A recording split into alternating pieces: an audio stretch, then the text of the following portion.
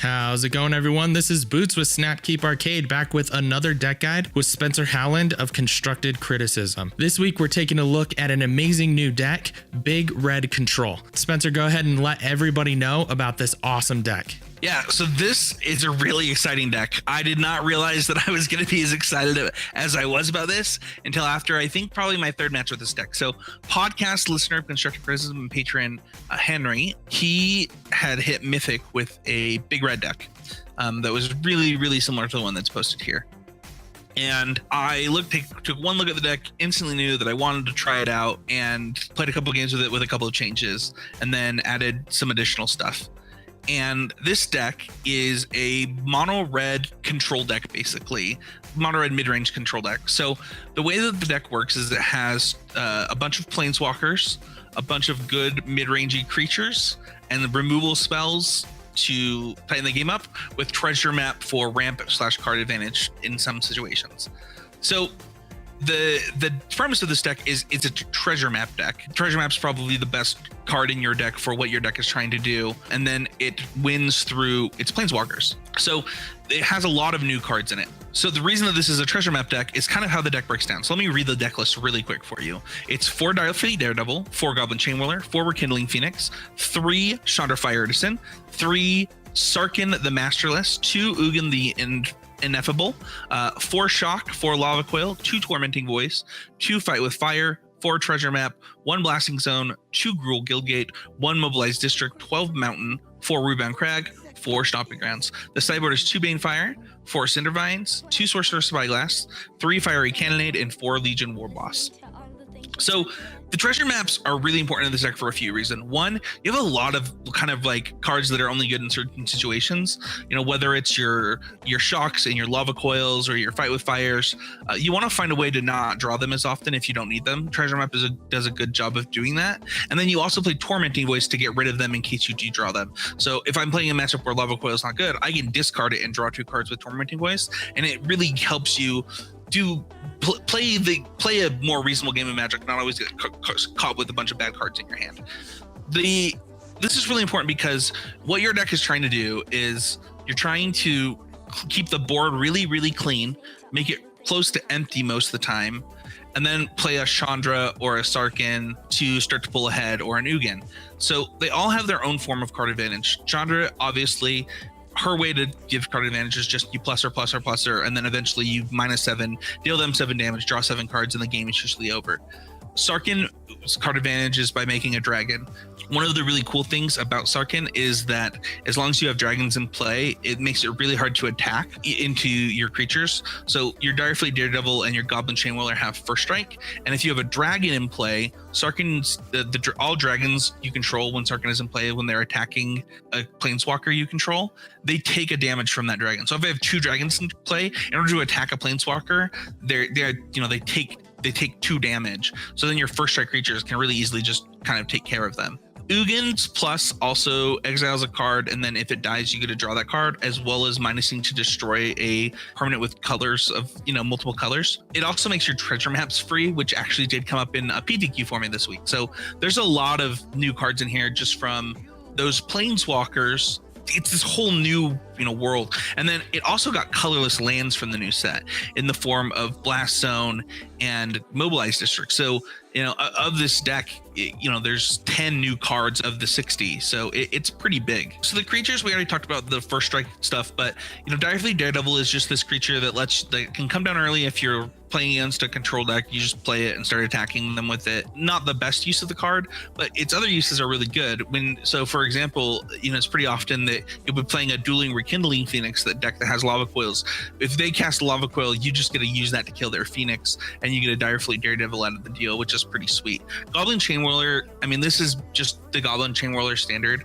Any deck that can play a triple colored spell is probably going to do it, and Goblin Chainwhirler, I think we all know, is the most powerful of all of those.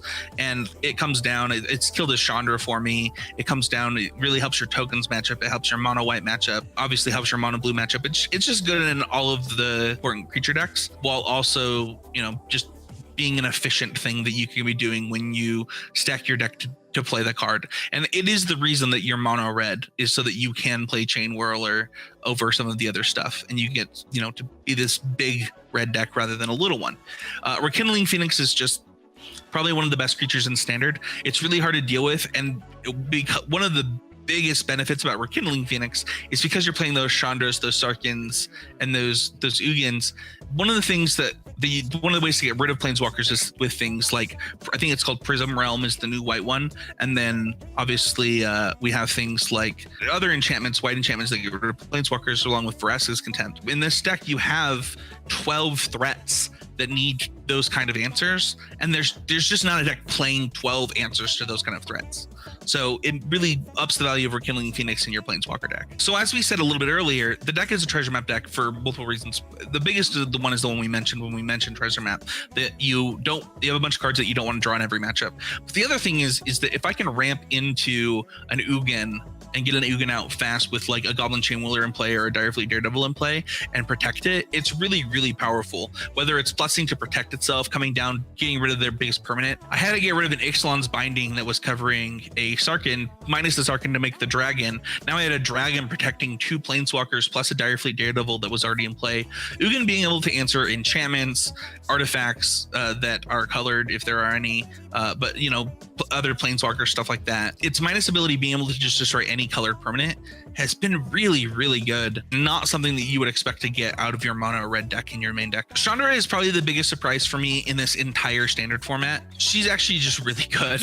You just plus her, and that's all you do with her. But that's all you want to do, because if they start attacking her, they're under a lot of pressure, because every plus is another damage that has to be dealt with. And you wouldn't think that would be a big deal, but it makes it so they can't play opposing planeswalkers, because she'll just come down and she'll just kill them if they attack her while giving you card advantage the entire time. I'm not really doing a great job of explaining Chandra, but if you play with her, you'll kind of see what I'm saying.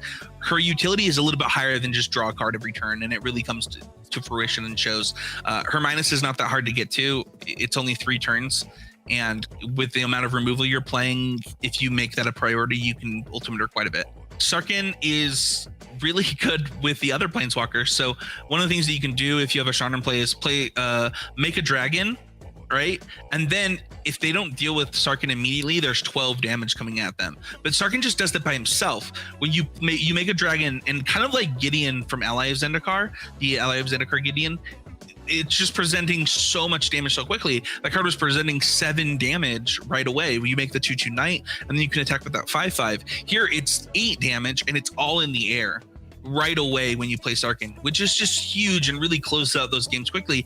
And this kind of tells you why that Chandra having to be dealt with is so important, because you have these Rekindling Phoenixes and these dragons from Sarkhan, plus Sarkhan making all your other planeswalkers dragons, that really culminates in big, huge chunks of damage really quickly. The removal is kind of just what it is. You have 4 Shock, 4 Lava Coil, 2 Fight with Fire. Fight with Fire is a little bit better in this deck than you would think, because the treasure map tokens exist. So I've kicked this thing probably 4 times already. It's just really, really easy to kick in this deck. You get to play a lot of lands from your Sarkhan and your Ugin pluses, and your treasure maps flip, make stuff. So it's really easy to hit your land drops in this deck. And if you prioritize making Fight with Fire a kill spell, it can definitely do that, while also being a main deck answer and already a pre-sideboarded answer to things like Lyra, which your deck kind of struggles with. So I've actually been impressed with both Blast Zone and Mobilized District. I don't know that I would play a bunch more colorless lands in my deck with a triple red spell, but I'm pretty happy with these 2.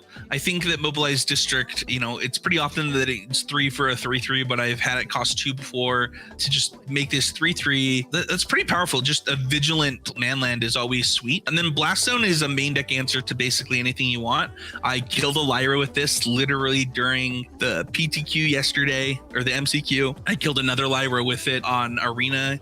It's not hard to get it to where you want it. The biggest downside is that it doesn't kill tokens, but I think that you're pretty happy for an answer to every single card in the format either way. The sideboard is an interesting one. So here we have 2 Banefire, 4 Cindervines, 2 Sorcerous Spyglass, 3 Fiery Cannonade, and 4 Legion Warboss. So one of the first things you'll notice is we finally got to the reason that we're playing Greenlands, and that's Cindervines. And the reason for that is because you actually do have a bad Nexus matchup. And Nexus is probably one one of the best decks in Standard right now. And because of that, you know, you really needed answers for it. So you have the 4 Cindervines, you have the 4 Legion Warboss, you have the 2 Banefire, you have the 2 Sorcerous Spyglass. So we're bringing in 12 cards in that matchup, and it really does speak to, you know, what the sideboard is. You know, your other cards do other things, right? You can bring in your Legion Warbosses against control and your Banefires against different control decks. You bring in your Banefires against large creatures, the things that you feel like you're going to need to, you know, close out the game with a Banefire. There's a lot of utility in the sideboard, but the sideboard is built specifically for that Nexus matchup. The Fiery Cannonades are one that keep getting better and better. I think more people are playing tokens right now than I thought would be. And then also I think you're going to run into a lot of mono white decks, which I weirdly have lost to mono white with this deck a little bit. So increasing the number of Fiery Cannonades really lets you punish those small creature decks and things like that. I think that one of the things that the deck might struggle with if you don't, you know, be careful with how you build it is something like mono blue. There's not a lot of mono blue running around right now, but you kind of hope that between Shock, Lava Coil, Fight with Fires, Goblin Chainwhirlers, you can kind of manage that matchup. But it is something that if push comes to shove, you know, maybe you have to cut Fiery Cannonade and a Warboss for like 2 1-mana removal spells or something like Collision Colossus. Just kind of just depending. Legion Warboss is another one of the cards that the reason I like it in the sideboard is it's multifaceted. I can bring this in when I want to be aggressive, and then I can, you know, so against control decks when I want to pressure them, force them to use their mana so that I can play my Planeswalkers. One of the things that's really cool in the Gruul deck that you see is cards like Gruul Spellbreaker make your opponents tap out to let you do things. Legion Warboss does that in a similar way because they have to deal with it either during their turn or during your attack step or before your combat step. It means that it opens the door for you to play a Planeswalker. So you want to bring that in against most counterspell decks. I think that the only other thing to really talk about is because how good Banefire's been for me. Banefire's been legitimately really good. I think that people have forgotten about that card because of Absorb for so long. The other thing that you could consider putting in here for what it's worth is Tibalt, the new 3-mana Tibalt. I might try some games with that. It basically makes a couple 2/2s and does some other stuff while also preventing life gain to make your Banefires better. So that could be a package that you could implement if there's like a bunch of Absorbs running around. So yeah, I think that covers the sideboard really well. This is legitimately a really fun deck. We already have people hitting Mythic with it. I've had Henry hit Mythic with it, which is what inspired the idea. And I've already had somebody else message me saying they hit Mythic with this version. So, you know, I would highly recommend trying it out on Arena. It's really, really fun. Thank you so much to Spencer Howland for yet another deck guide. You can catch more of his amazing work at constructedcriticism.com. And if you like this video, please hit that subscribe button and hit the notification bell to get notified whenever we upload a new video. This has been Boots with Snapkeep Arcade. Thanks for watching.